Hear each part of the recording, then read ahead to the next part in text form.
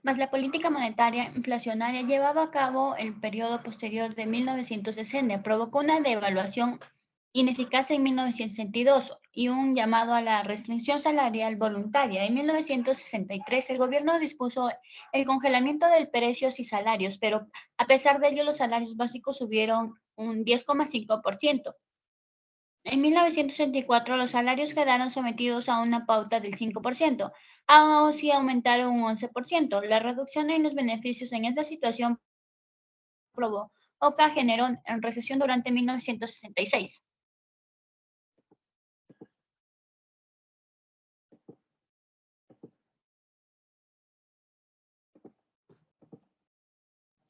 Desde 1967 hasta 1969 el congelamiento de precios se aplicó rigurosamente. El gobierno capitalizó totalmente el sentimiento patriota, nacido a partir de la Guerra de los 6 Días, y este periodo particular en la historia de Israel parece haber sido el único en el cual los proponentes de este sistema proclamasen. Debe destacarse que tanto la unidad nacional motivada por la guerra como la existencia de un alto índice de desocupación y de restricción fiscal constituyeron factores especiales que ninguna duda colaboraron en forma significativa. Después de 1969 la inflación subió nuevamente y culminó en 1971 con la devaluación de la moneda y la reimplantación de los controles de precios y salarios, a pesar de la intención manifestada en el gobierno de limitar los aumentos en los precios a nivel anual del 4 y 8%. La inflación continuó subiendo y los excesos de la liquidez monetaria fue destinado, como sucedía desde 1963 y 1965, en los plazos inmobiliarios. En un momento dado, las empresas constructoras vendían departamentos a estrenar con una antelación de 2 a 3 años, pero una vez implantados los controles decidieron interrumpir su actividad. De medida que disponía el control de precios, no comprendía aquellos que no eran a estrenar a sus precios que se elevaron a las nubes. En 1972 el fracaso de estos controles resultó evidente y se resolvió eliminarlos. A medida de la década del 70 de la inflación, Israel fue particularmente crítica, alcanzando un incremento del 40% en 1964. Desde el entonces, la depresión mundial ejerció el efecto de suavizar la inflación israelí de manera considerable. En resumen, la experiencia de Israel puede considerarse como un fracaso más del sistema de control de precios y salarios. La historia de Israel se destacó por una tasa inflacionaria significativa más alta con respecto al promedio internacional de los países industrializados. De tal resultado no solo se debió al ejército de una política monetaria negligente, sino además una grave distorsión de la economía durante el periodo de vigencia de los controles. El alcance de la distorsión y de la mala distribución de los recursos estuvo directamente relacionado a la rigurosidad y a la duración de los controles. Australia, un congelamiento que fracasó. Desde 1921 hasta 1953, la política de ingresos de Australia fue variada al salario básico de Australia. Se ajustaba automáticamente desde 3 meses, de acuerdo a la variación del índice de precios del consumidor. En abril de 1965 se decidió reajustar el índice salarial. Dicho sistema de reajuste aún está en práctica, aunque en años recientes generó controversias. Desde el fin de la Segunda Guerra Mundial hasta 1963 no existió ninguna política activa de controles de precios por parte del gobierno. En el año 1973 se creó el Tribunal de Justificación Precios, Price Justification Tribunal. En casi 3 décadas del hecho significó el primer intento de control de precios, en esta oportunidad sobre una base voluntaria. El 13 de abril de 1977, el gobierno australiano impuso un congelamiento de precios y salarios que rigió solo 41 días. Este congelamiento fue duramente criticado como una de las más funestas tentativas de todas las llevadas a cabo en la extensa e infortuna tradición de controles de precios y salarios. Peter Samuel, economista australiano, resumió en forma concisa este episodio breve e imprudente de la historia económica de Australia. Las causas del sentimiento del congelamiento eran inherentes en su irracionalidad. Nadie hubiera pensado en congelar los precios que se determinaban con la flexibilidad de la oferta y la demanda de todos los días, como ser los precios de una completa variedad de productos alimenticios, trabajos de construcción y servicios contratados. ¿Qué hacer en los productos importados cuyos precios están fuera de las facultades de congelar de cualquier gobierno? ¿Y qué ocurre con los aumentos de precios que están por implementarse, ya sea aprobados por organismos reguladores oficiales o bien notificados, pero aún no en vigencia? Algunas cadenas de comercios importantes, buscando ingenuamente la publicidad y el apoyo popular, anunciaron que no pagarían ningún exceso que para aprovisionarse de ninguno los productos que vendían, después de cual no se sorprendió muy pronto comenzaron a mermar las ventas de muchas de las líneas de productos. Hubo enorme confusión acerca de los detalles sobre el modo supuestamente funcionaría el congelamiento. Al principio dijo que el congelamiento dependería del acuerdo de todos de no aumentar los precios salarios, que no pretendía el sector empresarial soportar el congelamiento de sus precios a menos que los costos de sus insumos también estuviesen congelados. También se asumió que sería voluntario. Ambos principios muy pronto fueron dejados de lado.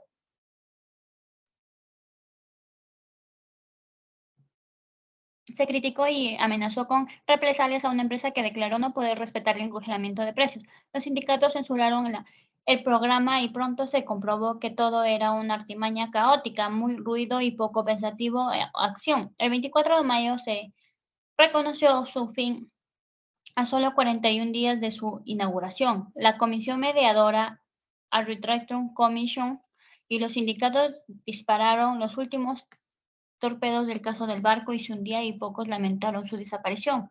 Lo que debe rescatarse en muchos de nuestros líderes de opinión viven mentalmente en un mundo de conceptos medievales ilusorios. En ocasiones critican a la economía de mercado como economistas del siglo XIX, por su pensamiento es mucho más primitivo. Al imponer semejante locura en el congelamiento se revelan a sí mismos como cautivos las nociones primitivas que promulgan la existencia de precios y salarios objetivamente justos y de conceptos de regulación que responden al tipo proteccionista. Historiadores del pensamiento económico probablemente darían su ideología en algún lugar del siglo XIV. Egipto, la rueda de la historia completa su giro. 40 y 50 siglos antes, los soberanos de Egipto instituyeron una pelotora de controles sobre la actividad económica. Los faraones intentaron mantener bajo los precios de los productos alimenticios en épocas de escasez, aunque con poco éxito. Los sucesores Ramsés II, que gobiernan desde la moderna capital, el Cairo, enfrentan en la actualidad los mismos problemas económicos que padeció todo el gobierno desde el principio de los registros históricos. En 1977, el PEBN, el Egipto arrojó resultados de 11.000 millones de euros. Más se esforzaban en subsidiar a sus ciudadanos hasta un monto de 1.200 millones en efectivo destinados a reducir los precios de productos alimenticios y otros de primera necesidad. Además, las industrias estatales habían sufrido el año anterior en pérdida que superó 1,770 millones. Y las ciudades, el control de los precios generó el desabastecimiento de frutas, hortalizas en proporciones extremas. El sector agrícola se negó a ingresar mercaderías a plazo menos que se pudiera percibir un precio justo que compensara su inversión y el costo hacerla desde tiempos inmemoriales. El bajo precio artificial del pan tuvo como resultado que la gente comenzó a padecer hambre en las ciudades. También produjo otros efectos colaterales imprevistos. Según The Washington Post, los sucesos fueron los siguientes. El alimento básico de la dieta en Egipto consiste en una ruda hogaza de pan que se elabora con harina entera y que se vende en pocas monedas gracias al importante subsidio del gobierno. La ley determinará tanto su peso como su precio. Algunos panaderos defraudaron al público reduciendo el peso sin reducir el precio y aprovechando la harina sobrante que elaboraban productos que rindan mayores beneficios como ser la repostería. En villas rurales, de acuerdo con la información de los periódicos, los pobladores en el pasado horneaban su propio pan, lo compraron en los mercados ya que el subsidio lo hace más barato, pero el verdadero problema radica en la pan así subsidia en tan económico que los ganaderos lo utilizan como forraje. Su precio es casi la tercera parte del heno. A su vez, es tan costoso que ha estado impulsado el alza en los precios de la carne y teniendo en cuenta que el pan puede adquirirse en cantidad limitadas. Está siendo consumido por los animales en lugar de la población. En un incisivo comentario referido a la tal situación, una caricatura de un periódico mostraba unas vacas en un corral alimentándose con hogazas de pan, mientras una de ellas decía, este alimento de las personas no sirve a menos que se acompañe con 7 UP. El gobierno le resulta posible interrumpir el subsidio del pan, de hacerlo impulsaría la subida del precio, quedado así fuera del alcance de muchas familias, sobre todo las de los trabajadores urbanos, quienes dependen del mismo. Pero esta es la búsqueda de mecanismos para el control, para evitar los abusos. El ministro de Abastecimiento autorizó un aumento en la distribución de harina en todas las provincias e instruyó a los equipos de inspección para controlar a las panaderías y asegurar elaboraran los productos autorizados a su máxima capacidad. Se dice que en 1975 los burócratas egipcios comenzaron a preguntarse si algo funcionaba mal. Empezamos a hacer una revisión de la situación, declaró un informe funcionario del ministro de Economía, cuando nos dimos cuenta de que la torta decorada que se vendía en el Hotel Hilton o turistas acaudalados se elaboraba en harina subsidiada con azúcar subsidiado y con manteca de repostería subsidiada. El gobierno ahora está analizando distintas soluciones para los numerosos inconvenientes que surgieron como consecuencia del sistema de control de precios salarios que había establecido. En una ocasión se transcribió la declaración de un funcionario al manifestar que los costos prohibitivos del sistema y susceptibilidad de este a la corrupción hace imperativo una reforma. Como todos sabemos, desde luego, el sistema burocrático todo se mueve lentamente y los empleados de la administración pública de Egipto tuvieron apenas varios milenios para ocuparse del problema.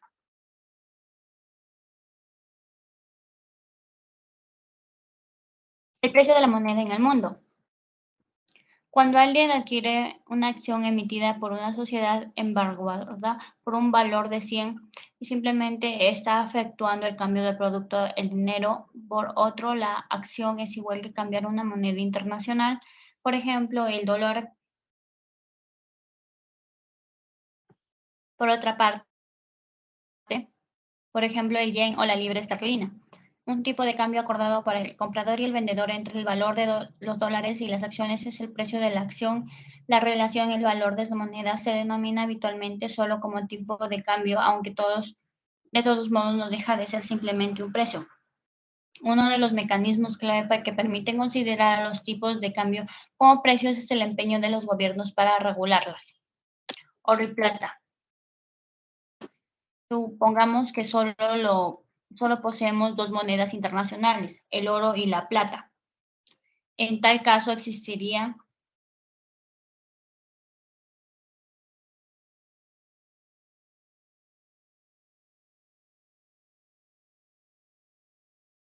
entre estos una tarifa cambiaría, pues las personas están dispuestas a intercambiar la mayor parte de los objetos siempre que puedan acordar un tipo de cambio. Durante la Edad Media, el oro y la plata circulaban como medios de cambio exactamente del mismo modo. En algunas ocasiones, el medio de cambio más frecuente era el oro, en otras palabras, la plata.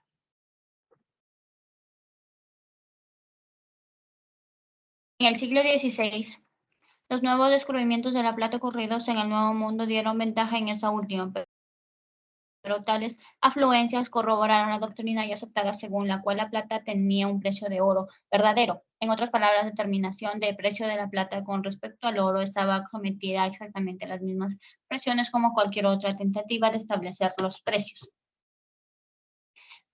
Debido a la denominada ley de Gresham, el dinero malo desplaza al bueno, norma que recibe el nombre de quien fuera ministro de Hacienda en Gran Bretaña. Había una tendencia a que un tipo de moneda se tomaba dominante cuando los gobiernos se disponían a cambiar plata por oro, exclusivamente de acuerdo con un patrón específico. En tales circunstancias se esperaba que hubiera menor circulación de unas monedas, ya fuera la de oro o la de plata, suponiendo, por ejemplo, que el mercado libre en lingotes de oro y plata ofreciéndose más plata a cambio de oro que el patrón de gobierno para su acuñación en moneda. La inflación natural era fundir las monedas de oro para venderlas a cambio de plata en el mercado libre. Por otra parte, si el mercado libre daba más oro a cambio de plata que la casa de moneda del gobierno, la tendencia era el acuñamiento del oro, en tanto que las monedas de plata se hubieran fundido para vender los lingotes en el mercado libre. El dinero malo que contenía el metal para apreciado en el mercado libre era comparación para el padrón del gobierno desplazó el dinero bueno que contenía el metal más apreciado en el mercado libre. La ley de Gresham significó durante siglos un vete no ir casa de se estable para los gobiernos que emitían monedas en ambos metales, ya que al modificarse el tipo de cambio entre estos metales, una de las monedas tenía que quedar fuera de circulación. La determinación del precio de una moneda en relación a la otra sencillamente no podía funcionar, con el objetivo de evitar los problemas ocasionados por el vitalismo de Inglaterra comenzó a cotizar precios en oro y también en plata, permitiendo que el valor del oro con relación al de la plata variase.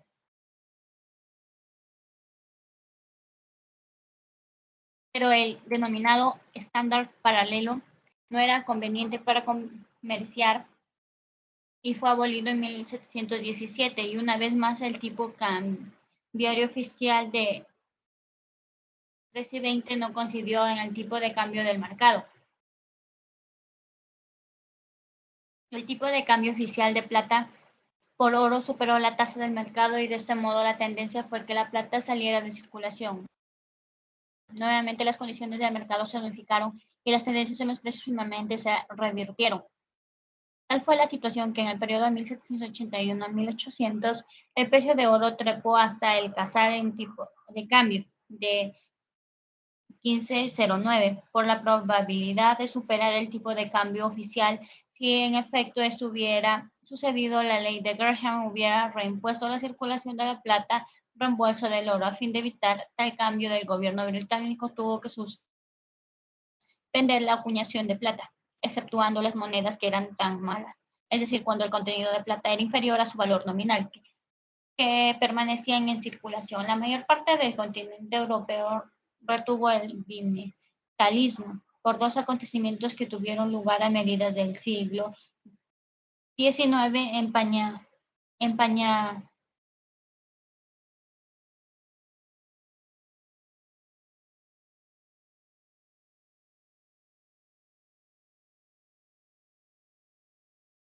Empañaron la feliz situación de equiparación de precios. El precio fue un rápido aumento en la producción de oro en el estado de California. El segundo fue la absorción de toda la producción mundial de plata como moneda de circulante en la India. Por esta causa, el precio de la plata en el mercado de Europa fue impulsada a subir y bimetallismo quedó sujeto a presiones insoportables.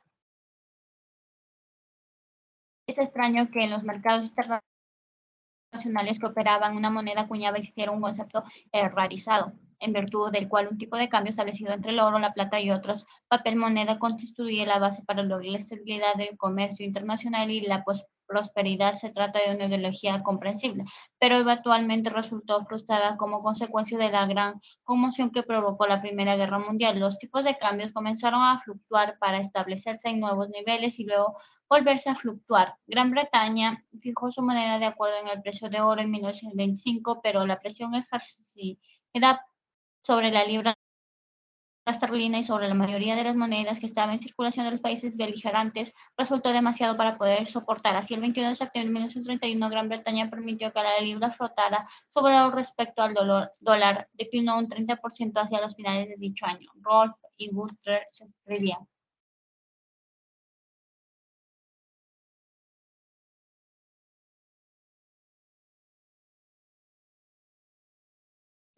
escribían.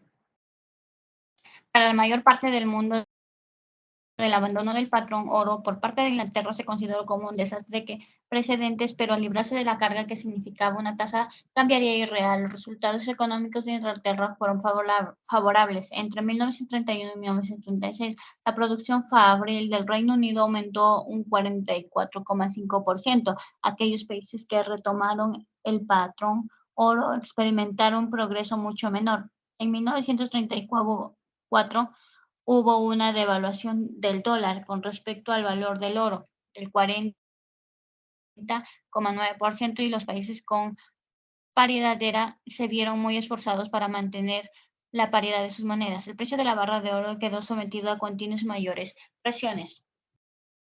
Bretton Woods. Las potencias mundiales se reunieron en Bretton Woods, el estado de Nueva Hampshire. En 1944, elaborado un nuevo sistema de cambio monetario internacional, lo cual fijó las paridades hasta cierto punto, pero en realidad jamás dio resultado. El sistema de padrón oro volvió a surgir y ese metal fue la base de nuevo sistema económico. Cada una de las naciones conservaría sus reservas en oro, el que podía convertirse libremente en dólares. Se fijaron las paridades de otras maneras, pero solo se podrían devaluar dentro del reducido margen de 10% o más si existía acuerdo con el Fondo Monetario Internacional. Así los precios se fijaban una vez, pero antes el sistema acordaba en Bretton Woods pudiera dar resultados, se consideró necesario efectuar enormes depreciaciones con respecto al dólar y ello ocurrió antes de 1950. Esta suspensión generalizada en el cumplimiento de normas puso en deuda las perspectivas de viabilidad de acuerdo. Hacia 1958 fue más evidente que el sistema de las tasas fijas generaban desequilibrios masivos inmensos y alarmantes en mercados de otros provenientes de Estados Unidos y otras cosas. Las monedas tambalearon en 1965 cuando países como Gran Bretaña descubrían que tenían que devaluar su moneda con respecto al dólar. En consecuencia, Alemania se convirtió en la nueva potencia financiera de Europa. El acuerdo se disolvió formalmente en 1971 cuando el presidente Nixon puso fin a la convertibilidad del dólar de oro, a pesar del hecho de considerar a estas devaluaciones y revaluaciones como el mayor fracaso que debieron efectuar los países comprometidos en el acuerdo y como la mayor fracaso del sistema con cuyo éxito anhelaban, descubrieron y el proceso elaborado para mantener el equilibrio de intervención de pagos o para restablecerse en caso de resultar alterado. Funcionó cada vez con menor eficacia. El objetivo manifiesto de acuerdo promover tanto estabilidad como la disposición cambiarias y evitar la potencia por medio de la apreciación cambiaria no fue viable. La teoría del valor de precios fijos de la moneda resultó ser un concepto erróneo y obsoleto.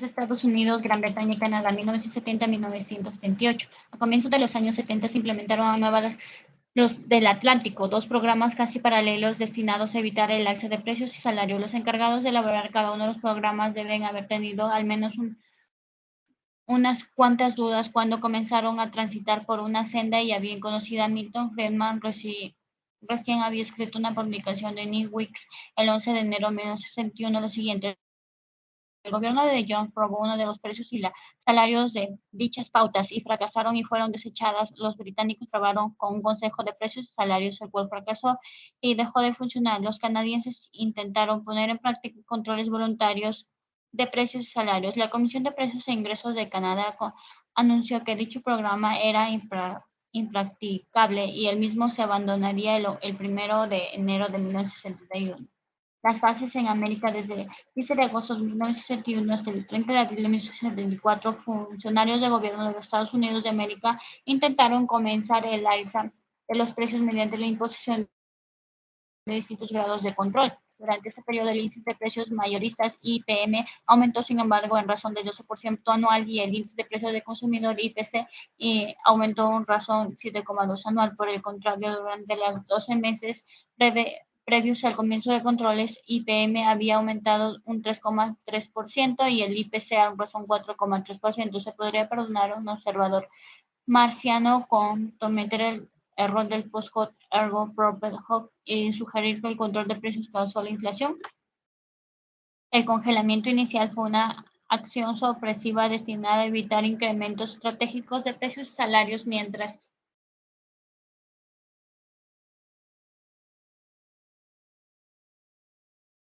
se elaboraba e implementaba un programa de control más sofisticado. Con anterioridad, el congelamiento de la tasa inflatoria alcanzaba el 4,5% anual. Una vez finalizado el periodo de congelamiento del 90 días, al nivel de los precios estaría un punto por debajo del nivel que hubieran producido las fuerzas de mercado, si el nivel de precios de mercado hubieran continuado aumentado aproximadamente a razón de las mismas tasas anteriores. Aún esta es, no obstante, una estimación amplia de la diferencia entre los que podríamos llamar los niveles de precios máximos y los de mercado, y la tasa de crecimiento de precios debido al crecimiento cuantitativo de la productividad. El congelamiento de los salarios podría causar el tiempo de la caída del nivel de precios. Si sucediera esto, un exitoso congelamiento de salarios no cuestionaría la escasez de mano de obra. En realidad, las empresas pudieron contratar una mayor cantidad de mano de obra de acuerdo con las escasas salarios congelados y el empleo creció vertiginosamente a la razón de 4,2% anual de agosto a noviembre de 1971. Finalmente, la fase 1 llegó a su fin y la fase 2 comenzó el 14 de noviembre de 1971. El objeto de la Comisión de Precios, la entidad reguladora, era rechazar todo el aumento de precios con excepción de aquellos justificados por el incremento de los costos. Existía la creencia y los controles de la fase que reduciría la tasa de aumento de nivel general de precios en un 2,5% anual. En realidad, el fase 2 en vigencia en enero de 1973 y durante este periodo el índice de precios mayoristas se incrementó en razón del 6,4% anual y el índice de precios al consumidor se incrementó en razón del 3,4% anual. Las políticas de control de precios, al igual que las estaciones del año, se confunden como una con, con otras con mayor rapidez de lo que podemos darnos cuenta, y la fase 2 dio lugar a la fase 3 en enero de 1923. En esta oportunidad se reemplazaron los controles compulsivos y por controles voluntarios. Su objetivo, la fase 3, era igualmente mantener los precios a niveles bajos en un 2,5%, pero tomando en consideración la eficacia de las medidas de la fase 2, era posible anticipar el efecto de la fase 3. En realidad, la fase 3 tampoco logró su propósito. Durante sus 5 meses de vigencia. El IPM se ascendió en razón del 20,1% anual, mientras que el IPC accedió a razón del 8,1% anual. La fase 3 fue un fracaso. A pesar de la mencionada experiencia,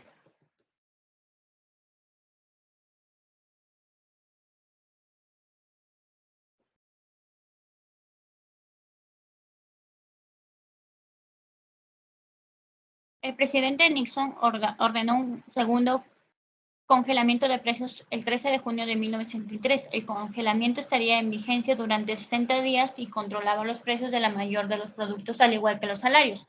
Nuevamente, no debían haber aumentado los precios durante aquellos 70 días. En realidad, los precios aumentaron en razón del 5% anual IPM y el 5,1% anual IPC.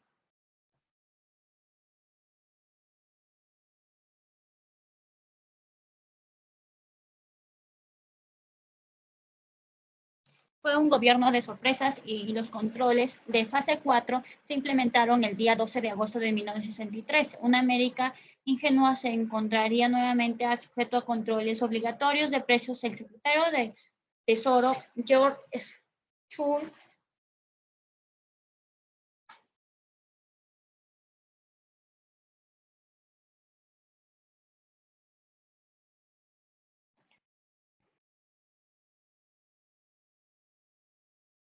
declaró que la meta del gobierno era reducir los aumentos de precios a un 3% anual, aún menos durante los 9 meses de duración de la fase 4 del IPM. Se elevó una tasa anual del 18,3% y el IPC se elevó una tasa anual del 11,4%. La fase 4 fue el quinto fracaso del programa. Del incremento constante en los precios era inexorable.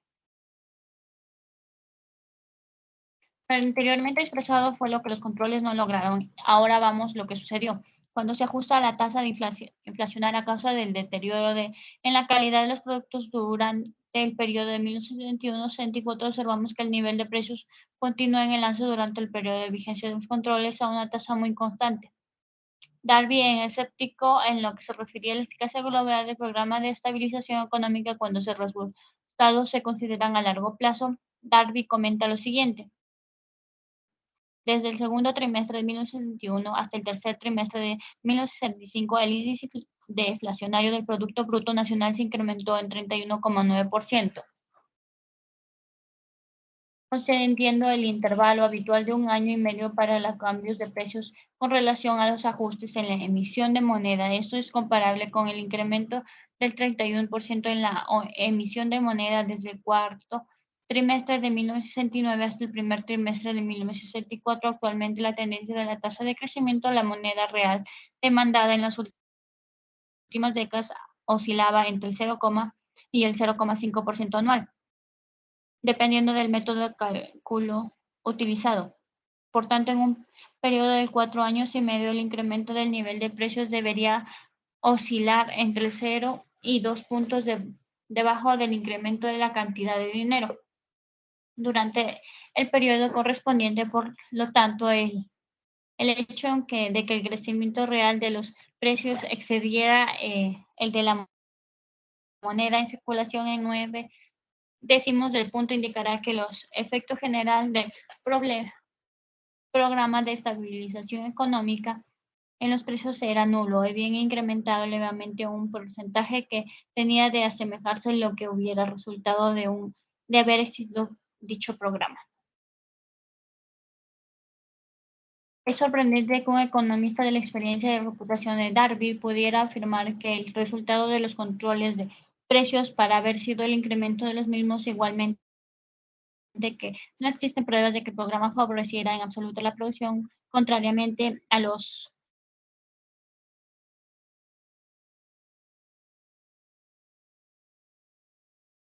sostenido y al gobierno en su oportunidad. El congresal Steven Sims Adaho, quien se oponía a la ley de estabilización económica, incluyó el registro de sesiones, un sucinto análisis de los resultados del programa de Nixon, sometiendo por el Lidón de Barro y el Roger Breiber en una conferencia en Hillsdale College Mission. El Congreso Sims resaltó lo siguiente: la conclusión que se extrae de la conferencia de Blaines puede resumirse en un solo párrafo. Su pregunta era la siguiente: ¿cuál fue el logro de control de precios y salarios? Bien, remitamos a la información registrada a principios de mayo de 1972. Don Conlan, principal economista de una firma de corredores de la bolsa de Wall Street, Dan Witter, consideró que en ese momento los precios mayoristas se encontraron aproximadamente en la misma situación en que hubiera estado de no haberse implementado dichos controles.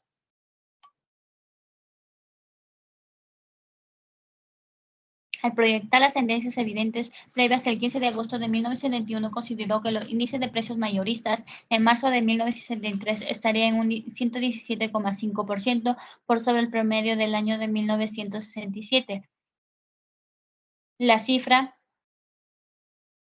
real fue el 117,4%, observó el señor Collan. Todo es sufrimiento y confusión para mejorar el porcentaje en un 10º punto en la relación al mercado libre. La oposición al programa de control de precios y salarios de Nixon era manifiesta aún entre partidarios, entre analistas, filósofos y desde todas las clases económicas. George Meany, presidente de la Federación Norteamericana de Trabajo y Congreso de Organizaciones Industriales, se opuso firmemente a los controles, como lo hicieron también los miembros del Congreso, desde el republicano conservador Philip Grant hasta el habitual presidente del bloque republicano de la Cámara de Diputados, considerado generalmente como un líder liberal. John Anderson, congelamiento de los precios en la carne. Sería justo atribuir el gobierno de los Estados Unidos en un cierto logro al mantener bajos los precios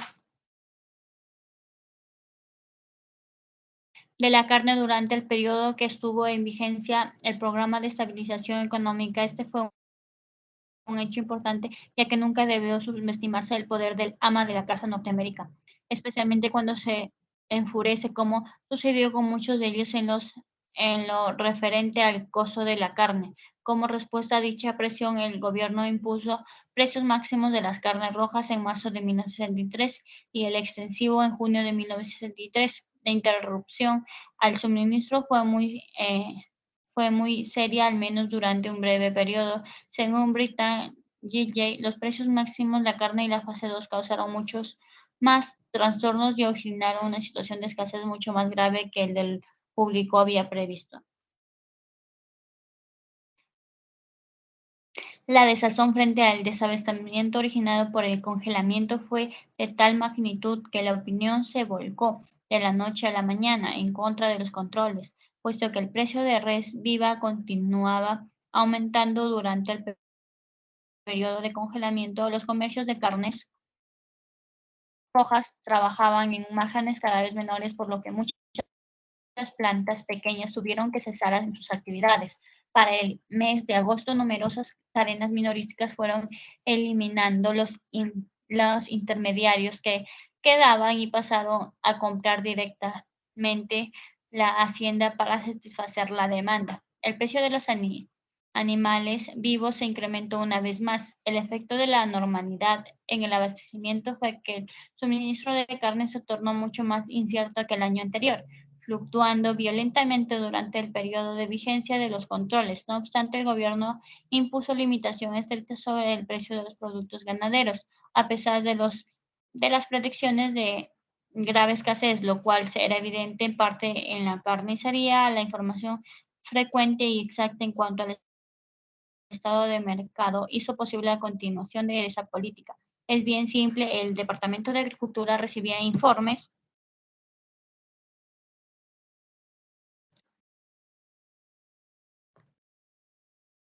diarios referentes a la matanza de animales para consumo, y esto le permitía medir la intensidad de la temida escasez de carne vacuna, partiendo el número de animales sacrificados. Ese día aumentó el suministro de carne vacuna, disminuirá en su adquisición. Nunca resultó completamente imposible, aún así las restricciones sobre los precios se levantaron rápidamente.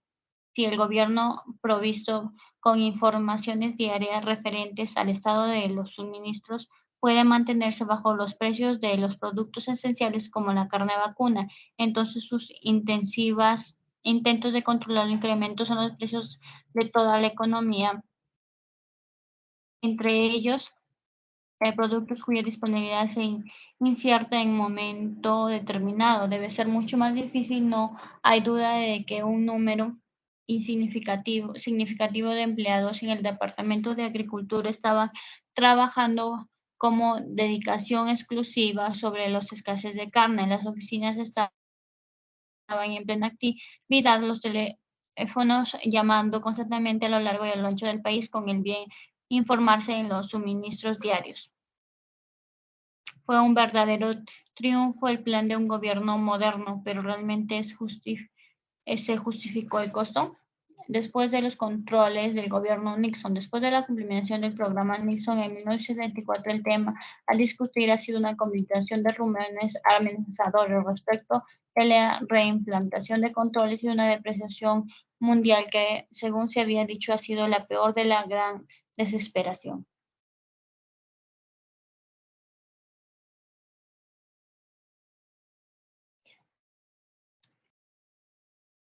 En 1974 y en 1975 la inflación decayó con rapidez en los Estados Unidos, pero luego se repone en la producción de 1977.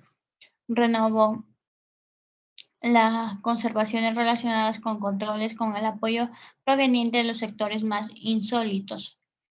El Banco de la Reserva Federal de Nueva York, el cual se había manifestado anteriormente con un informe opositor de los controles, sugirió que la política de precios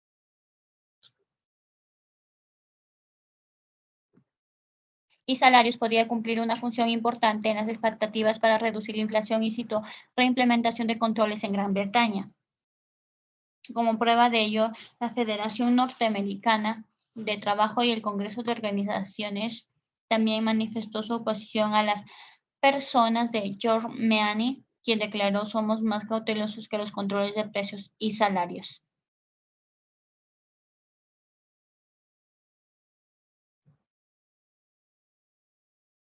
Asimismo,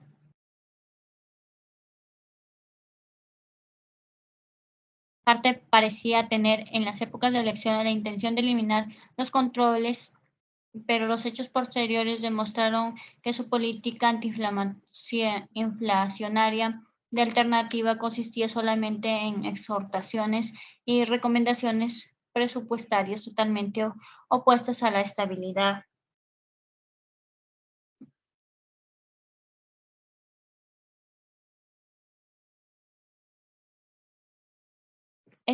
de precios, debido a que la inflación aumentó nuevamente en 1978 a razón del 10,1% del segundo trimestre de Comisión Económica Mixta del Comercio del Congreso recomendó la implementación de controles y la oposición contraria de Carter comenzó a inspirar cada vez menos confianza en el año de 1978. La mayoría de los periodistas especializados en materia económica y los economistas que participaban en política adelantaron que el gobierno de Carter pronto se revelaría un nuevo programa antiinflacionario más severo, al cual incluirá controles voluntarios, especialmente para los sectores empresariales y sindicales de envergadura, respaldos por una fuerte persuasión gubernamental. A fines de 1976, por ejemplo, en el columnista en materia económica del The Washington Post, Howard Rubin escribió lo siguiente: "Para ambas mentes, sean complicadas, mayor ocupación y control de inflación, la política fiscal monetaria debe complementarse en restricciones voluntarias en los precios y salarios, a veces dominadas políticas de ingreso". Rob Nader, en su columna publicada recientemente, advirtió que si la inflación permanecía a los niveles actuales o si se elevara aún más a carteles, sería difícil evitar la implementación de una política selectiva de control oficial de precios y salarios en las industrias claves. El doctor Heber Stein, quien se desempeñó como consejero económico del presidente Nixon y quien participó con renuncia durante el periodo de la vigencia de controles impuestos por Nixon, predijo llamamente el posible implementación de controles oficiales en un futuro cercano. Un economista líder con creencias arraigadas en el Partido Demócrata Liberal, el doctor Robert Leckman, afirmó recientemente lo siguiente: "Estoy de acuerdo con Stein en que los controles se implementarán en un futuro cercano". Aseguró que, a diferencia de Stein, los considero potencialmente benignos y se diseñan apropiadamente y la amplia con sensatez. Y por supuesto el talentoso novelista Cambridge, Massachusetts, John Kenneth Galbraith, quien había vivido los momentos más felices de su vida cuando servía a su país en la Oficina de Administración de Precios, manifestaba periódicamente con su conformidad con los mismos consejos. Un factor importante en la mayoría de la gente considera la inflación con problemas números de los países, apoya los controles de precios y salarios porque creen que es un mecanismo para combatirla.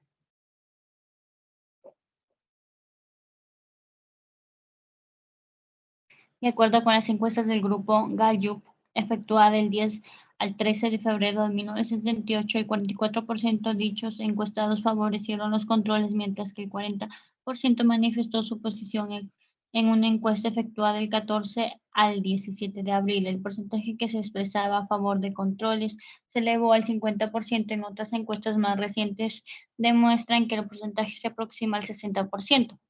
Por otra parte, los argumentos opuestos en la política de control son tan firmes que numerosas e importantes voces dentro de la comunidad liberal aún hoy manifiestan su oposición a ella. La nota de la editorial de The Washington Post, por ejemplo, ofreció el 27 de julio de 1978 una síntesis concisa de la razón por la cual los controles no funcionaban. Con el resurgimiento actual de la inflación reaparece el tema de controles de precios y salarios. Los precios se incrementaron en razón del 7,1% anual en los primeros 3 meses de este año. Pero en los 3 meses subsiguientes hasta junio se había elevado al 10,11%. Una vez más, los precios de productos alimenticios llevaban la delantera. ¿Por qué no recurrir nuevamente a los controles? La respuesta se causaron serios daños.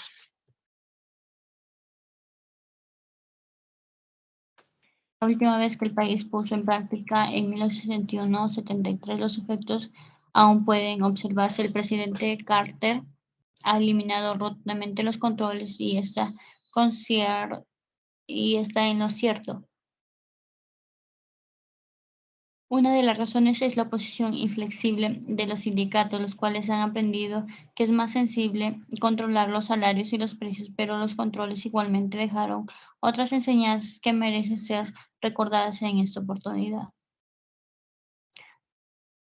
Los controles tienen efectos extraños en las inversiones y la producción. En los años 60, las perforaciones de petróleo y de gas disminuyeron lentamente en este país. La situación cambió en 1973, mientras los controles estaban en vigencia. Las empresas siderúrgicas habían considerado que los caños de perforación eran productos secundarios. Los caños de fabricación utilizando equipos y maquinarias antiguos y los márgenes de ganancia eran escasos. Cuando los pedidos de 9 caños comenzaron a aumentar, las empresas siderúrgicas no contaban con el suficiente incentivo para aumentar la producción. El resultado fue una violenta puja entre las empresas perforadas para obtener los caños y surgió una especie de mercado negro. Los costos de perforación accedieron con mucha mayor rapidez a la tasa de inflacionaria y continuaron aumentando hasta después de la finalización de dichos controles. Moraleja: los controles de precios algunas veces pueden ser paródicamente más inflacionarios que si no hubieran controles. La inflación sobre los precios de los productos alimenticios afecta en mayor medida a los consumidores, pero los precios de alimentos son los más difíciles de controlar para el gobierno. Las demostraciones de las armas de su casa en contra del alto costo de la carne a principios de 1963 indujeron a la Casa Blanca a imponer topes en el precio de la carne. Algunos ganaderos retenían el envío de su ganado al mercado aguardando la financiación de controles. Otros exportaban su ganado principalmente a Canadá. Hay dos moralejas aquí. Primero, un país no puede mantenerse controles de precios a menos que se encuentre bien preparado para restringir las exportaciones, que a su vez perjudica a la vez extranjeros y viola los acuerdos comerciales.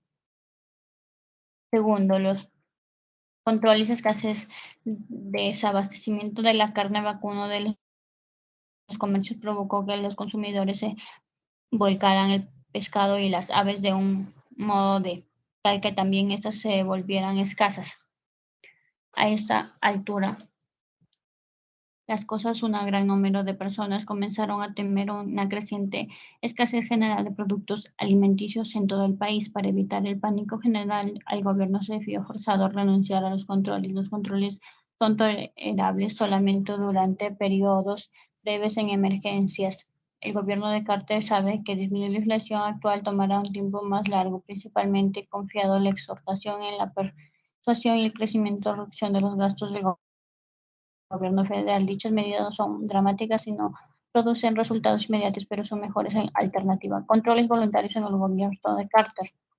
Como muchos habían anticipado, el 24 de octubre de 1978, el presidente Carter, en un discurso televisivo, anunció su nuevo programa de controles voluntarios de precios y salarios. El propósito del presidente era contener la inflación en el año siguiente hasta un máximo del 5,75% actual.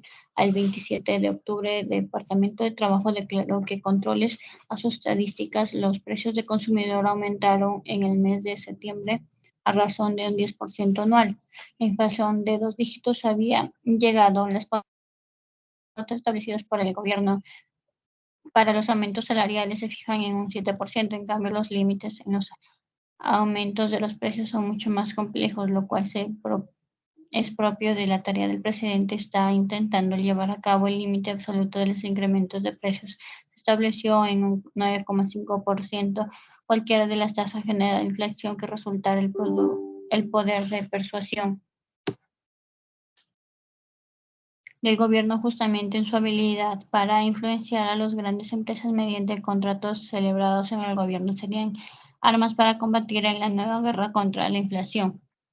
La nueva propuesta del presidente Carter expresó que solicitaría al Congreso que otorgara una reducción de los impuestos a aquellos trabajadores respetando el límite del 7%. Se vieron perjudicados por el aumento de la inflación sobre dicha cifra. Actualmente debe aumentar. Parece probable la reacción de la mayoría de los sindicatos hostil. George Manning, presidente de AFCIO, en una breve carta dirigida al Washington Post el 3 de noviembre de 1978, expresa claramente la posición de la mayoría de los sindicatos. El reglamento de AFCIO pidiendo la implementación de controles económicos generales no es una maniobra de relaciones públicas, es una alternativa considerada con cuidado y tal responsabilidad ante el destinado e injusto programa del gobierno. Nuestra propuesta rechaza específicamente la misma legislativa, el cheque en blanco, el presidente que nos lleva al paquete Nixon precisamente porque recordamos el desastre de 1971 a 1973, el éxito de la Segunda Guerra Mundial, en que instamos el Congreso a que redacte leyes sólidas y amplias basadas en equidad e igualdad. Sacrificio.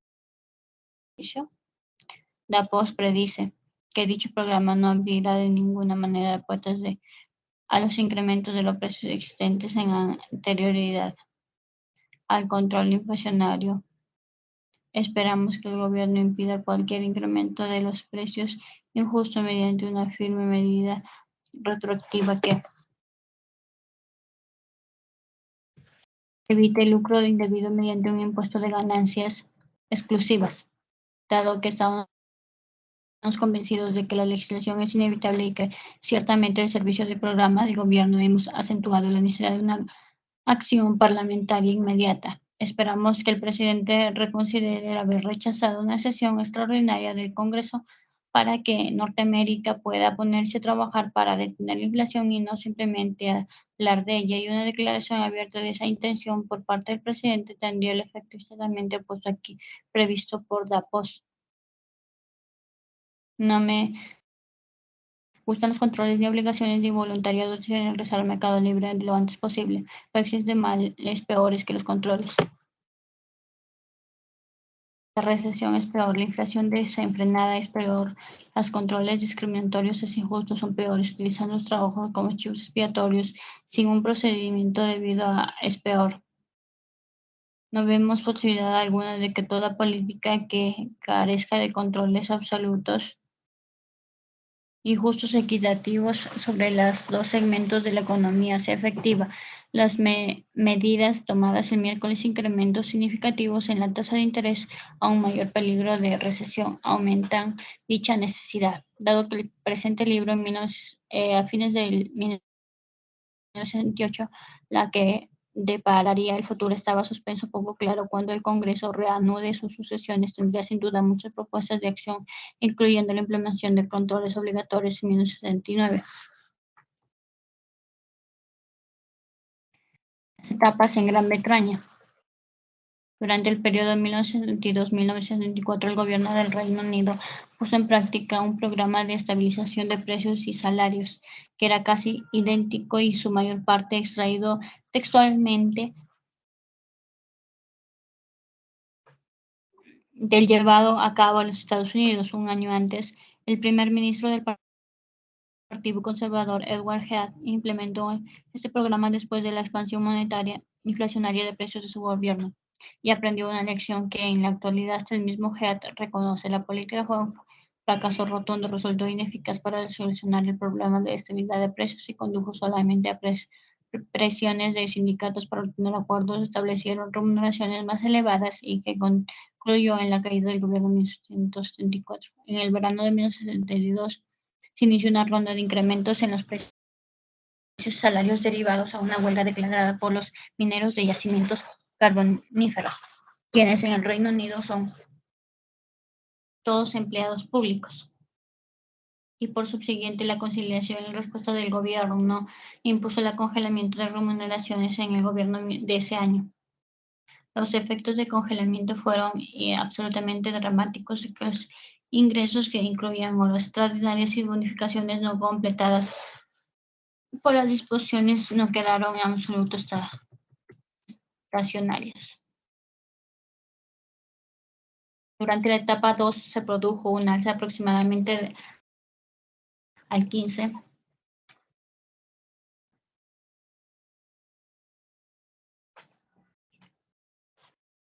Se produjo un alza aproximadamente por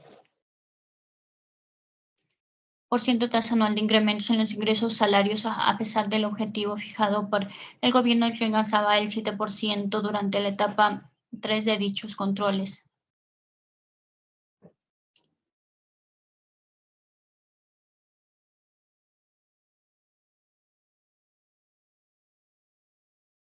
El gobierno había negociado dicho acuerdo en los sindicatos y había concedido un incremento en los ingresos semanales, que beneficiaba a 10 millones de trabajadores más reajustados periódicos calculados de acuerdo al costo de vida.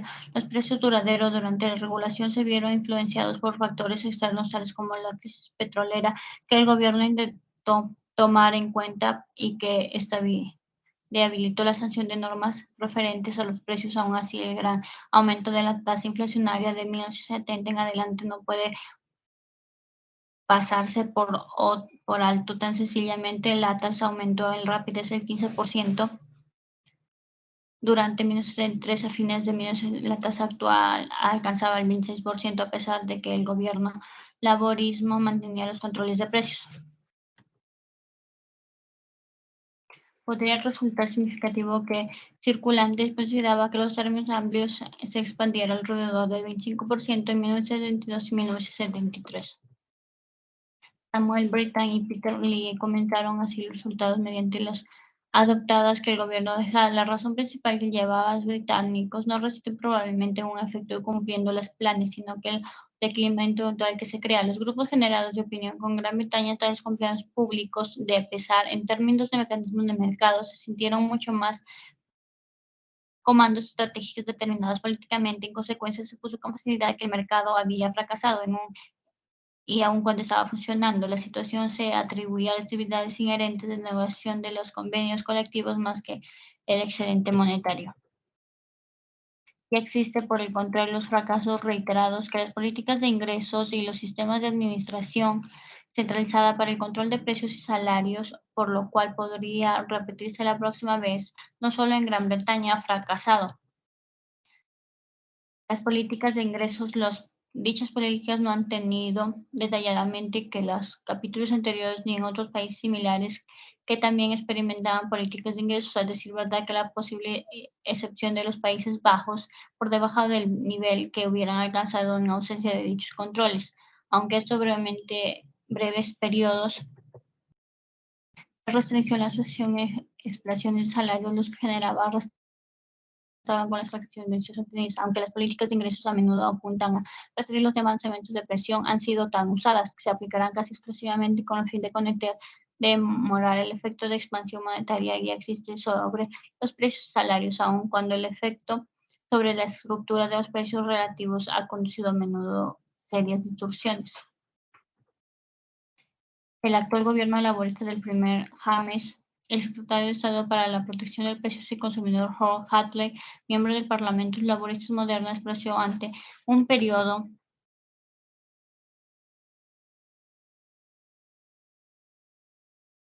periodista en el último de diciembre para que ciertos premios que podían controlar que no deseaba hacerlo si controlaba, comentó, estaría trabajando en contra de mayores bondades de la prosperidad económica. Pienso que no existe un clima de inversión continua si hay sospechas cada vez más que los precios aumentan una fracción más de los consideró. Menos inversión y menos empleo. También señaló que los costos de regulación de los precios de compra de productos, suministrar la información, en la configuración de precios, tanto en los trabajos en el mejor aprovechamiento de leyes impositivas. No parece que esto sea productivo. Quizás exista solo alguna esperanza de que socialistas demócratas se den cuenta de que aquellos son excedentes los conservadores no observan principalmente la causa fundamental y salarios en el mundo que acarrearán los beneficios económicos. Este gobierno proponga su propia casa en orden.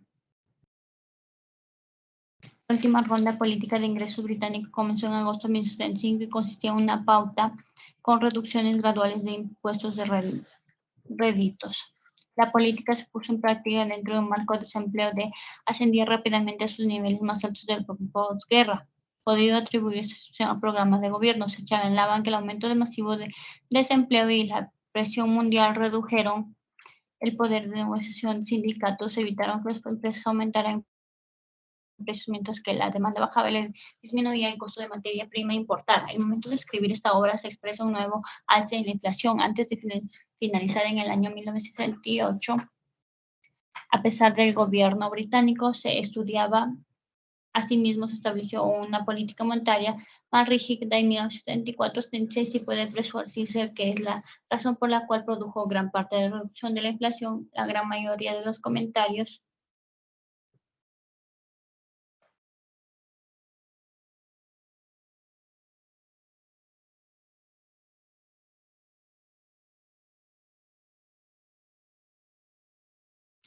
se esperan en breve. La inflación aumente nuevamente debido al reciente incremento de la emisión monetaria.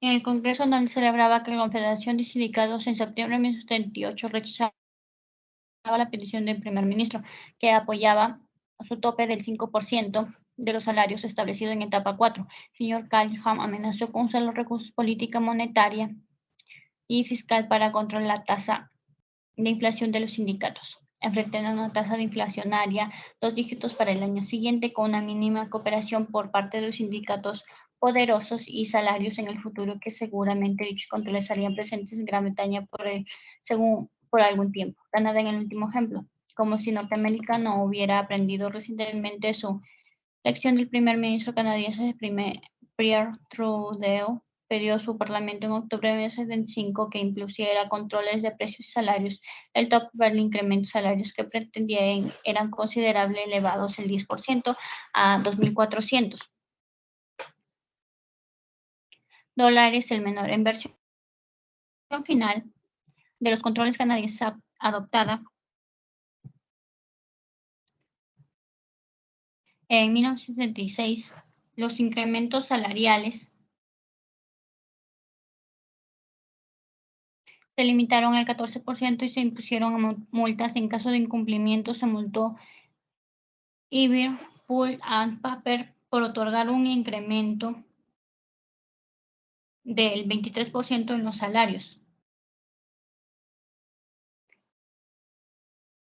Puede observarse que no solo a los empresarios en Canadá les resulta difícil soportar el control de precios y salarios. En noviembre de 1966, los trabajadores canadienses se plegaron a una huelga general en protesta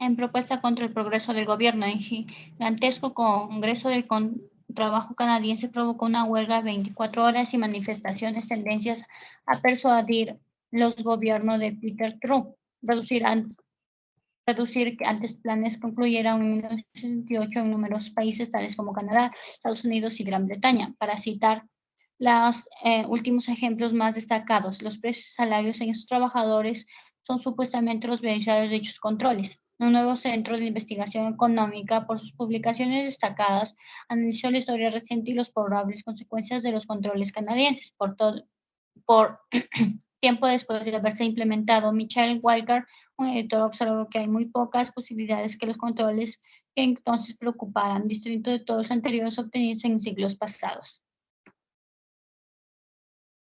Los controles en Canadá se impusieron luego de padecer 2 años de inflación que alcanzaban 2 dígitos aproximadamente.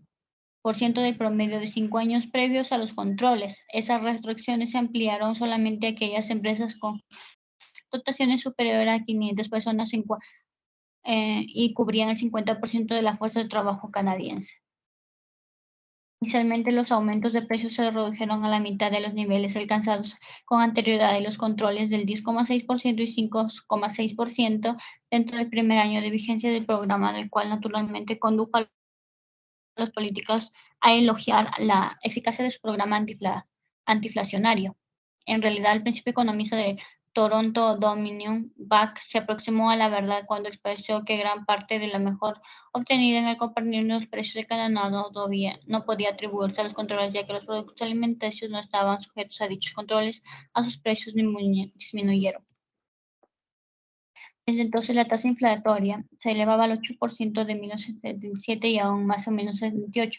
Los efectos nocivos de la política han sido muchos más notorios. Las huelgas de paros aumentaron los sindicatos y, el empresariado hubieran sus fuerzas para neutralizar las medidas del gobierno de construcción decayó a niveles récord y las inversiones del capital de la industria de la oficina Toronto Dawal Strangford observó que muchos economistas deciden que los controles tienen poco efecto sobre la inflación, sino que amenazaban con dejar la economía canadiense en ruinas. Richard Lipsey de King's University escribió Canadian Public Policy, solo la reciente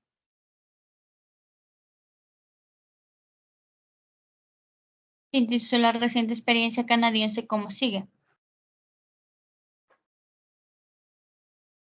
Es importante observar que los efectos nocivos de los controles son totalmente independientes de políticas monetarias y fiscales que la acompañan. Los efectos derivan directamente del impacto producido por el distinto tipo de intervención oficial en la economía de los cambios económicos crean esos impactos y la durabilidad de estos cambios eran consecuencias. No tiene sentido ser optimista en los efectos nocivos en el largo plazo de las repetidas aplicaciones de controles implementados dentro de una política monetaria y fiscal sensata, como parece ser el caso de Canadá, que cuando van acompañados de una política monetaria y fiscal contraproduce, como ocurrió con frecuencia en Gran Bretaña, y consecuencia el mensaje principal que quiero manifestar si el siguiente: los controles de precios y salarios no tienen efecto permanente sobre los niveles de precios y esto es demostrado por teoría económica y la evidencia britada para la enorme abundancia de hechos reales. Si nunca se repitiera la implementación de controles, no obstante, existen sectores que se esforzarían por dicho experimento, se repetía así. Sucede el momento, alarmarse ya habrá pasado. Y estas fuerzas a favor de su repetición han de ser resistidas con las que las consecuencias a largo plazo pueden ser evidentes. Entonces, hoy en Canadá sería necesaria una apreciación de efectos de largo plazo de reiteradas de poblaciones de controles,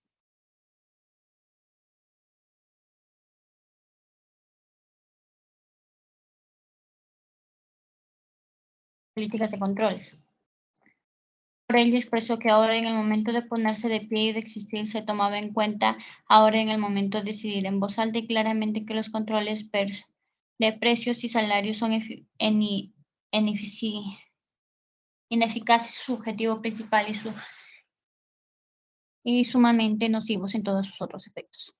En abril de 1978, los controles de precios y salarios en Canadá quedaron oficialmente sin efecto, pero aún así los salarios de numerosos trabajadores permanecerán bajos en los convenios correspondientes fueron negociados durante el periodo de vigencia del control, razón por la cual los numerosos sindicalistas en los Estados Unidos y en Canadá hablan de convenios de un año en lugar de 3. Aproximadamente en el último mes de abril de 1978, muchas personas de los Estados Unidos consideraban seriamente la reimplementación de controles según las cosas.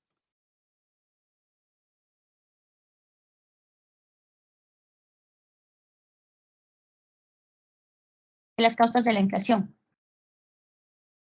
Los que diseñan las políticas no deben llegar a la conclusión de que los controles de precios y salarios pueden en verdad curar la inflación sin antes realizar un intento de comprender las verdades causadas del fenómeno de la alta dicha de comprensión. Una de las razones por la cual los síntomas de la inflación por las pruebas demuestran que son cura para la enfermedad en sí mismo. Las condiciones subyacentes necesarias para que produzca la inflación en realidad no están en discusión. los economistas y pueden, por lo tanto, ser considerados como causas fundamentales de la inflación. Sin embargo, otros factores económicos contribuyen a generar inflación no solo mediante presiones ejercidas sobre los gobiernos para continuar con la expansión inflacionaria, sino también para discernir la inflación en todos los campos de la economía. Así, en algunos economistas consideran dichos factores suplementarios son tan importantes como las condiciones subyacentes. Las condiciones subyacentes pueden describirse de la siguiente manera. Cuando los gastos se expanden con mayor rapidez, el aumento de oferta de bienes y servicios, la expansión de precios impulsa al alza del nivel de precios. Los precios empujan a subir por base el aumento de los gastos globales. La expansión en la demanda global puede generarse por el incremento de gastos. Nuevamente, cuando echaba la expansión mayor, expansión de la oferta de bienes servía de apoyo para el alza en el nivel de precios. Dichos incrementos de la demanda y gastos solamente pueden ocurrir cuando la emisión monetaria es superior a la demanda de equilibrio monetario en global excesiva, suponiendo que la oferta de bienes no se exponga conforme al incremento monetario. La necesidad de que existe dicha condición de expansión monetaria para que genere la inflación es una de las razones que condujo al distinguido economista Milton Friedman, premio Nobel, al decir que la inflación es siempre y todo lugar es fenómeno monetario.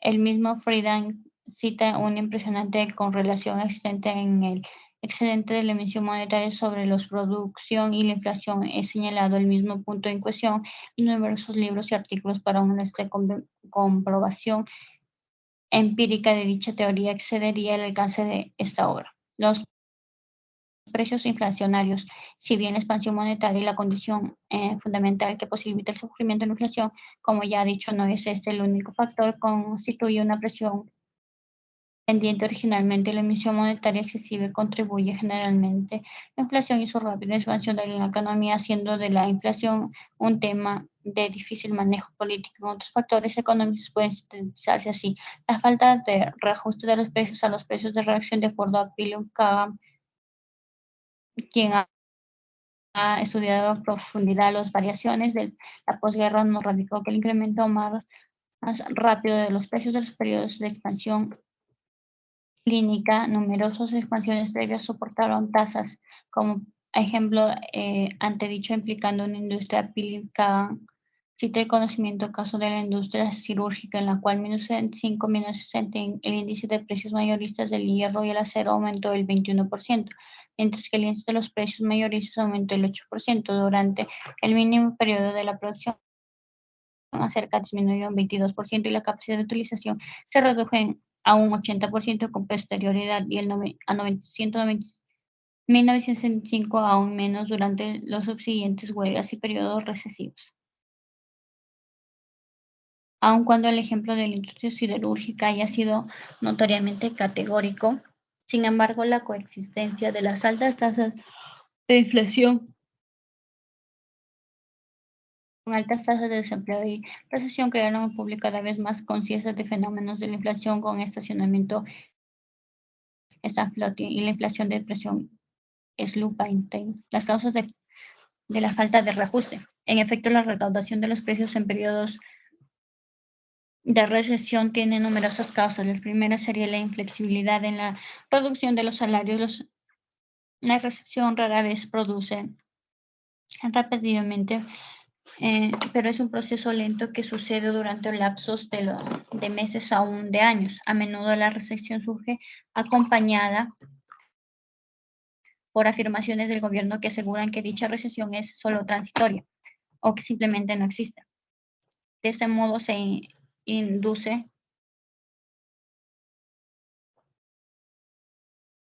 a los trabajadores a creer que la situación económica no justifica una reducción a los salarios en el ejemplo y por lo tanto se opondrán a concluir su sugerencia en sentido. Además, dada que la recesión se beneficia por una reducción inicial en la demanda en lugar de una caída de precios, los trabajadores aducirán que se les está pidiendo que se acepten reducciones en sus salarios, aun cuando los precios no hubieran disminuido. La negativa de aceptar cortes en su salario tiene por sí misma evitar la rebaja de los precios, ya que los mismos en su mayor parte se establecen de acuerdo con los costos de producción que influyen en el valor de la mano de obra. Asimismo, las industrias tienden a acumular mercaderías de los periodos tales como desperdiciar personal y reducir la utilización de maquinarias. El efecto sería el retiro de los mercados de parte de la oferta para sostener los precios, aun cuando hubiera acumulado existencia significativa, las variaciones en la demanda a corto plazo podrían ser absorbidas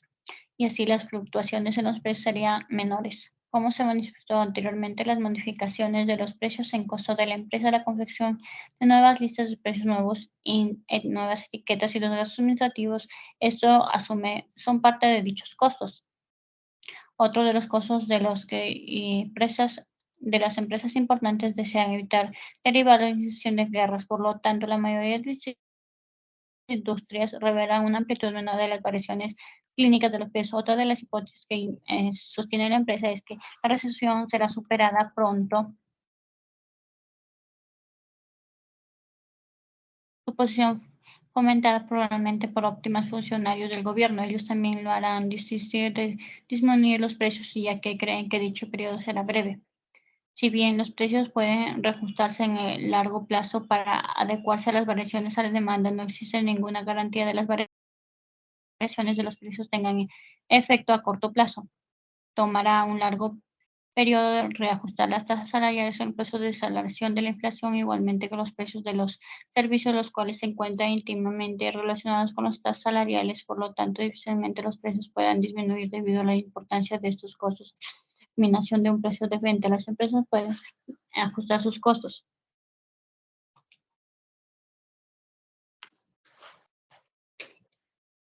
Emplear el espacio físico de sus trabajadores de forma más eficaz o bien eliminar productos no rentables en favor de otros más rentables. Además de dichos reajustes, el hecho de que la mayor parte de la fabricación se proyecta para trabajar con mayor eficacia. Un cierto nivel de producción significa que el costo unitario promedio se incrementará cada vez más que reduzcan la producción frente a una disminución en la demanda. Este es de otro de los factores que tiene a mantener los precios elevados durante periodos de depresión, ya que los precios determinarán en su mayor parte en base a los costos. Rigidez económicas.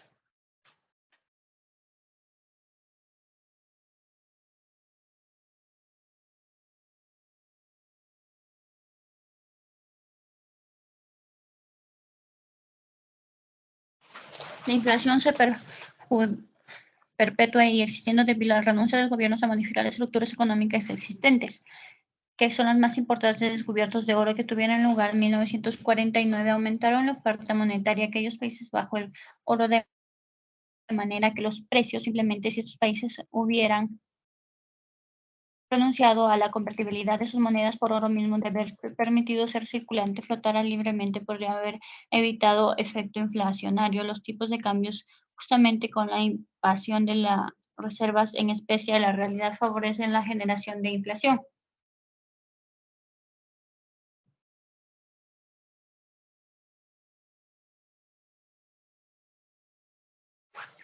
En aquellos países que surgen en práctica.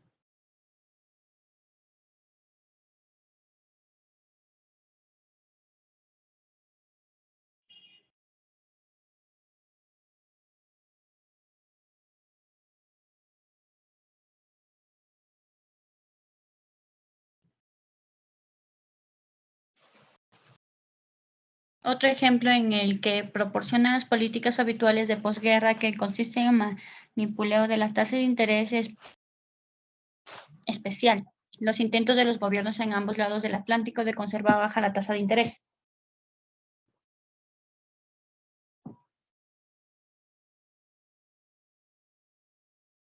De interés para los pequeños prestatarios pudieran aprovechar estos préstamos. Dicha política, sin embargo, imposibilitó las restricciones monetarias. Basada en las altas tasas de interés, obligó a la Reserva Federal a comprar títulos para mantener altos precios de compra y consecuencia de tasas de interés tuvieran bajas. Existe aún otro objetivo de política que se opone a la política antiinflacionaria en el nivel de empleo. Durante mucho tiempo se ha considerado que existe alguna relación entre la inflación y el desempleo. Cuando mayor sea el grado de inflación, permitirá una economía menor será la tasa de desempleo. La política de posguerra ha enfatizado una gran cantidad de empleo, por lo cual se ajustaron altas tasas de inflacionarias, pero lamentablemente la situación que analiza el próximo surge que cada vez que se existe un mayor grado de inflación para mantener un determinado nivel de empleo. Expansiones causadas por la guerra. Cuatro expansiones económicas relevantes. Hubo una importante exportación demanda global, aunque un efecto inflacionario se reprimió en parte con control de precios y salarios. Cuando estos quedaron sin efecto en 1946, los precios sufrieron en alza considerable y continuaron su escala antecedente a fines de 1948. El estallido de la guerra coreana también produjo severos efectos inflacionarios, ya que surgieron las compras desesperadas, en parte debido al temor de la reimplementación de los controles económicos, los cuales trajeron aparente un aumento. Se relaciona igualmente en un firme aumento en la tasa inflacionaria, aunque dicha tasa no se redujo cero, sino de la presión de la demanda en el fenómeno de la flexibilidad descendente de los precios. Y actualmente de la consistencia inflacionaria, la presión había comenzado a conocerse o notar en época de guerra. El aspecto inflacionario de las expansiones parece sugerir que presumiblemente otras medidas menores pudieron producir un efecto notorio sobre la inflación. La voluntad de los gobiernos no ha sido suficiente en la política monetaria posterior de la expansión monetaria en práctica debido a la rigidez en los precios salarios, de los cuales ya se han hecho mención. Los objetivos no económicos en consecuencia pueden interferir con nuestras metas económicas. La ventaja para los gobiernos. La inflación leve resulta beneficiosa para los gobiernos. La inflación que, según Friedman, irresistible, atractiva para los soberantes, que impuesto oculto con los principios inofensivo y según agradable, y sobre todo porque es un impuesto que puede aplicarse sin necesidad de legislación, según el mismo autor en Ensayos of Inflation o Excess de Gobierno. Se beneficia en forma directa de tres modos. Primero, de moneda adicional creada por el gobierno, se utiliza para abordar deudas y gastos financieros por encima del gobierno recauda por los impuestos. Según la inflación reinducida por el gobierno impulsada en los escala progresiva. Impuestos de ganancias. El Congreso aumentó el real del impuesto de ganancias, originando inflación de 1974, totalizó en una suma de 722 millones, un aumento de 5.9% para los que contribuye medio desde que se compaginaron dichas estadísticas, pero aún más en 1950 el ingreso promedio de una familia era de 5 millones y 11,8% de dicha suma pegaba al impuestos. El ingreso promedio de una familia en 1975 había aumentado a 14 millones, mientras dicha familia estaba pagada por 22,7% de sus ingresos e impuestos, casi el doble de la suma abondada 2 décadas. Anual del 6%, una impuesto moderna del año inflacionaria aproximadamente de 2 dígitos. A producirse el gobierno federal en bonanza adicional no legislada en 50 millones para 1980. Tercero, el monto real de la deuda adicional.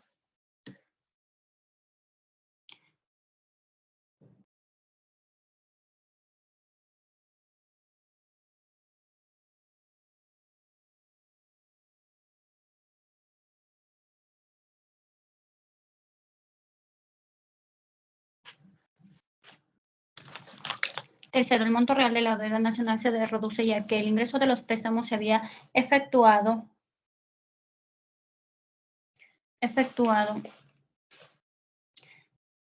cuando la tasa de inflacionaria era menor y el dinero tenía mayor valor, tomando en cuenta tenido que los gobiernos a causa de inflación alcanzó 25 millones solamente en 1973. Dados estos hechos, en estas cifras no causará sorpresa si el entusiasmo de un gran número de funcionarios de gobierno compartir la inflación en casi nulo. No deberán obviarse otras ventajas derivando de la inflación. De la primera consiste en un marco inflacionario, no existe la tal disminución dada la rígida tendencia decreciente del valor de salarios. Algunos economistas creyeron que una inflación leve realmente beneficiaría a los determinantes empresas a sus reajustes económicos derivados de producciones en la demanda. La segunda, en que es expansión inflacionaria, provoca un incremento en la oferta, a lo menos a corto plazo se estimula el empleo y el comercio prospera. Terminar una inflación significaría disminuir el leve empleo o de los salarios y la eliminación de empleos que solo son marginables, rentables, que pueden existir solamente en condiciones inflacionarias. Por lo que el gobierno, esta perspectiva no resulta políticamente atrayente, en consecuencia puede absorberse en el fenómeno inflacionario. Tiene una causa principal, pero encuentra relacionado con su gran número de condiciones económicas, tales como la rigidez estructural, entre otras. Hace que la aplicación de soluciones simples, eliminarios de control de precios y salarios no sean sencillas como cura.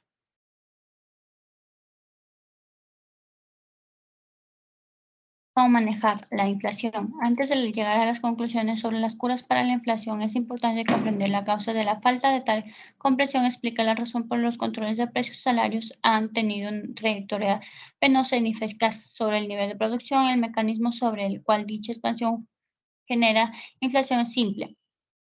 La expansión de producción industrial, entonces es natural que la gente tendiera a gastar un poco más, podría llegar a menos austeros en los precios, podrían tender a adquirir productos más costosos y mejor calidad, como podrían ampliarse la cantidad de bienes y servicios que adquieren habitualmente. En todo caso, el efecto sería el mismo, los comerciantes observarán y los precios tendiendo a subir, la gente estará dispuesta a pagar más y mantener la oferta para la demanda.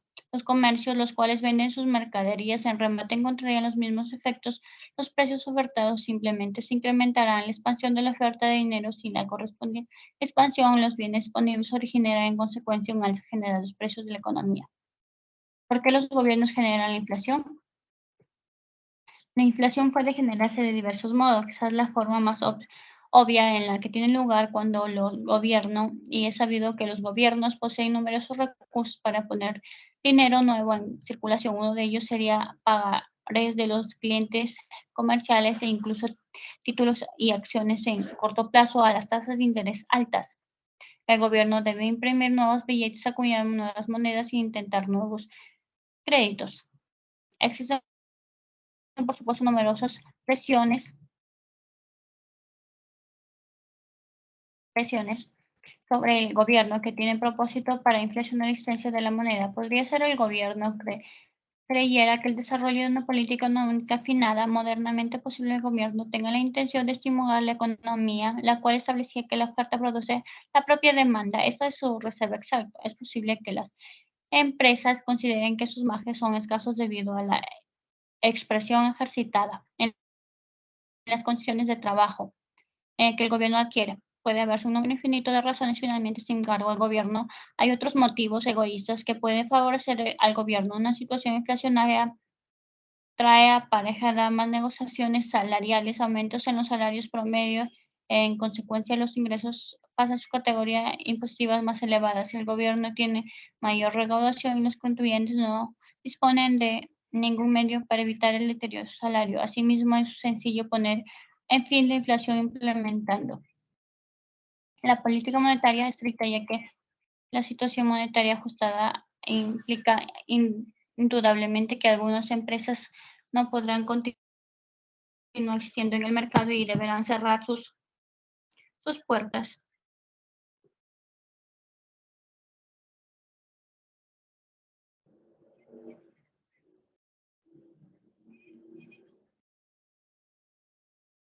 Corto el plazo, el desempleo será una de las consecuencias.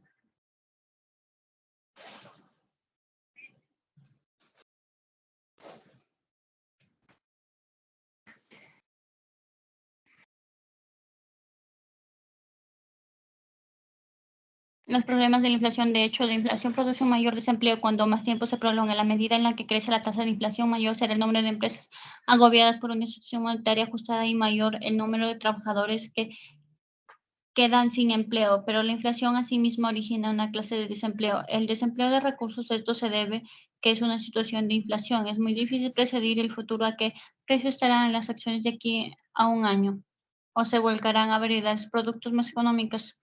¿Cuáles serán los temas de innovación de los sindicatos en las próximas discusiones salariales? Esa situación produce incertidumbre y el incertidumbre origina el desinterés en la inversión y a su vez la duda origina malas inversiones en industrias poco rentables y el insuficiente rendimiento en su producción. Ahora comprenderemos la razón por la cual las políticas tradicionales de controles de precios salarios no pudieron contener la inflación. El problema no radica, sino que están en condiciones de adaptarse en una situación monetaria que ellas no creen. Tomemos el ejemplo propio de los almacenes. Usted va al comercio y observa que el precio del pan se incrementó en un 10% con la relación del mes anterior. Usted culpará al propietario del comercio del aumento de precio, pero él no aceptará sin ninguna crítica. Sin duda sostendrá que simplemente ha trasladado el incremento de los mayoristas. Pregúntele al mayorista la razón por la cual sus precios aumentaron. Probablemente la culpará el panadero y el panadero del propio del molino. Y este último incluirá que él no originó el aumento de los precios, sino que proviene directamente del agricultor. El agricultor dirá que no puede evitar el alza de precios ya que la inflación actual empeora la situación de los empleados, los cuales han presionado para obtener mejoras salariales. Ninguno de ellos acepta la culpa porque ninguno de ellos es culpable, simplemente intenta mantener su posición dentro de los marcos de una economía inflacionaria, los cuales impuestos sobre en parte de la cadena. Por citar algún ejemplo, el precio minoriza del pan. Podrán ejemplo, el bienestar, el comerciante ya que sus costos estarían en constante aumento. Los controles que se implementen en la actualidad del ciclo causarán con descontento general, ya que todos consideran que está a la cola de dicho ciclo que hemos visto. Es más de 4.000 años de la historia. Los problemas mencionados han sido insuperables. Esto es factible que la cura definitiva radique en la fuente de la inflación, en una reducción en la oferta de dinero en unidad de producción, pero dicha solución es verdaderamente penosa. ¿Cuál sería la mejor forma de atenuar sus efectos?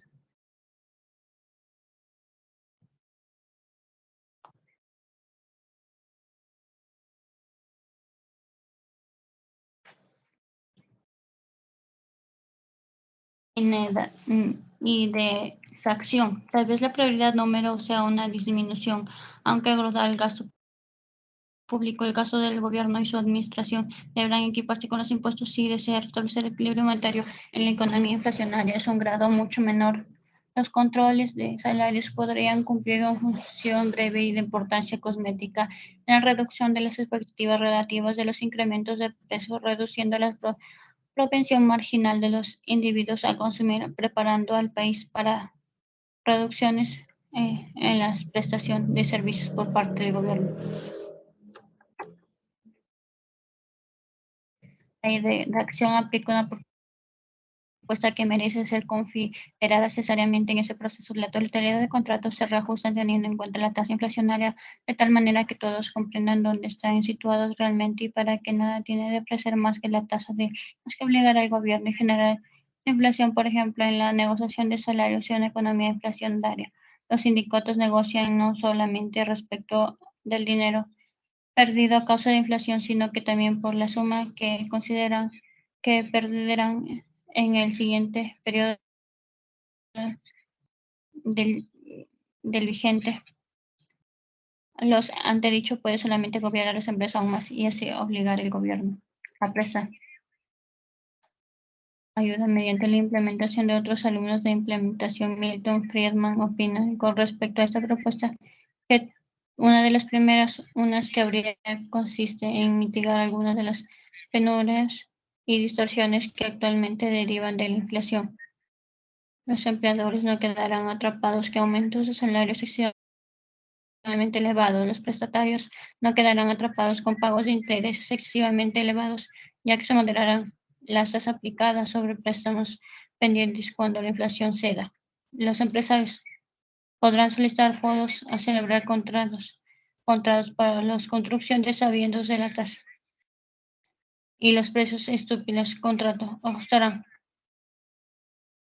se ajustarán sería de acuerdo con los índices de precios. El precio de dicha conexión es simple. En todas las negociaciones salarios se incluyeron cláusulas para ver sobre el costo de vida. Dichas cláusulas protegen a los sindicatos de posible inflación futura y conducen a una disminución real de los niveles actuales de la vida. Esto se debe sin cláusulas de ajuste salarial por la inflación aparte de los aumentos en salarios, ya que negocios representa simplemente una compensación por el alzas previstas en el nivel de precio. No, no obstante, una vez negociados deberán pagarse, independiente de lo que en realidad suceda en los precios, desechando los expectativos en exceso. Los contratos indexados de acuerdo en el índice de costo de la vida disminuyeron la presión ejercitada sobre el gobierno para continuar con la inflación.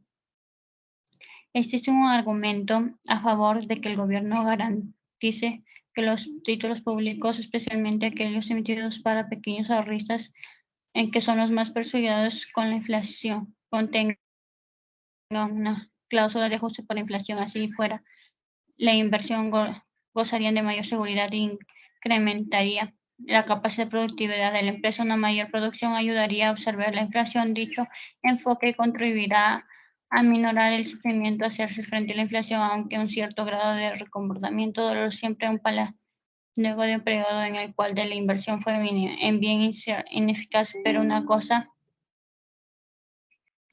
es cierta, ningún grado de control de precios salarios entre la ola inflacionaria, a menos que se encuentre respaldo por una política de su naturaleza.